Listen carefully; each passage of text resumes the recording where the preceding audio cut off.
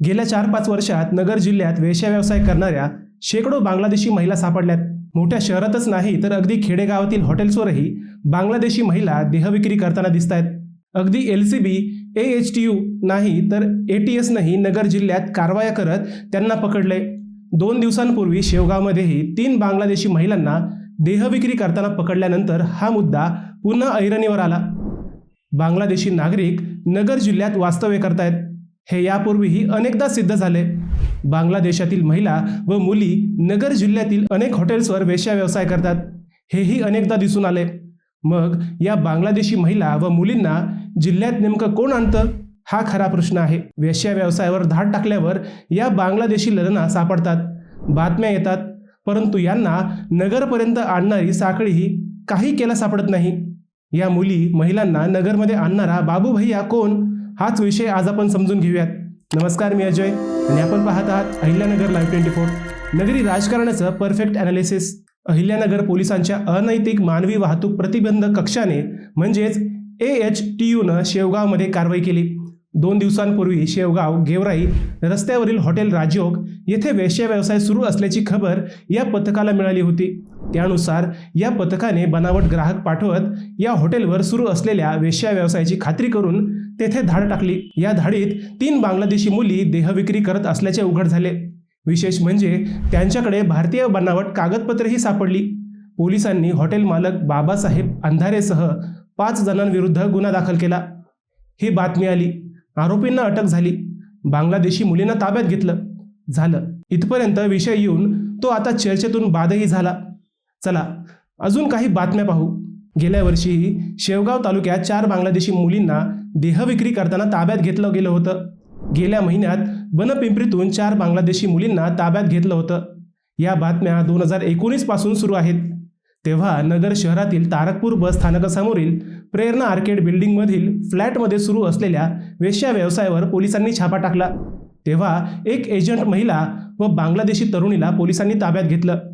त्यानंतर गेल्या 5 वर्षात तब्बल 100च्या आसपास बांगलादेशी महिला व मुली देहविक्रीच्या व्यवसायात असल्याचं उघड झालं। सगळ्यात धक्कादायक बाब म्हणजे ज्या बांगलादेशी मुलींना पकडलं त्यांच्याकडे बनावट भारतीय कागदपत्रे सापडली।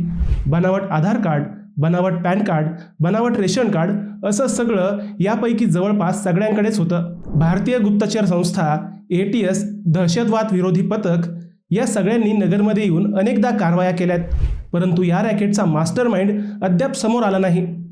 गेल्या महिन्यात पुण्यातील बुधवार पेठेत मानवी तस्करीच्या रॅकेटचा पुणे पोलिसांनी पर्दाफाश केला होता।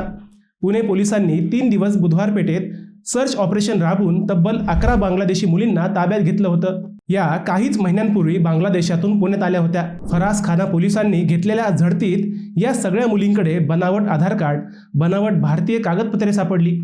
या महिलांना बांगलादेशातून पुण्यात आणून त्यांची बनावट कागदपत्र तयार करणाऱ्या बाबू भैया उर्फ पापा शेखलाही पोलिसांनी बेड्या ठोकल्या। या पापा शेखचे थेट बांगलादेशच्या सीमेपर्यंत संबंध होते। तेथील दलालांशी संपर्क करून तो बांगलादेशमधील महिला व मुलींना भारतात आणत होता। तो दलालांच्या माध्यमातून महिलांना आधी कोलकाता येथे आणत होता। तेथून बोगस कागदपत्रांच्या आधारे त्यांना पुण्यात पाठवले जात होतं। ब्युटी पार्लर तसेच शिलाई या कामाची नोकरी देण्याचे आमिष दाखवून महिलांना फसवले जात असल्याची माहिती समोर आली। पण पुण्यात आल्यानंतर त्यांच्याकडून जबरदस्तीने देह व्यवसाय करून घेतला जात होता। या बाबू भैया उर्फ पापा शेखला 3 बायका आहेत। त्यापैकी एक बायको बांगलादेशची आहे। तीही त्याला या व्यवसायात मदत करत होती। ती स्वतः बांगलादेशची असल्यानं तेथील मुली व महिला सहज पुण्यात आणल्या जात होत्या। असाच कोणी बाबू भैया नगरमध्येही असावा अशी शक्यता आहे। गेल्या 5-6 वर्षात पोलिसांना फक्त वेश्या व्यवसाय करणाऱ्या बांगलादेशी महिला सापडल्यात, परंतु बांगलादेशचे अनेक नागरिक नगर जिल्ह्यात वास्तव्यास असण्याचीही शक्यता आहे। पुण्यासारखा नगरचाही एखादा बाबू भैया बनावट कागदपत्र तयार करून जिल्ह्यातील हॉटेल्सला मुली व महिला पुरवत असावा अशाही शक्यता नाकारता येत नाही। या सगळ्या साखळीचा पर्दाफाश पोलिसांनी करावा अशी अपेक्षा। मित्रांनो, तुम्हाला हा विषय कसा वाटला हे आम्हाला कमेंट करून नक्की कळवा।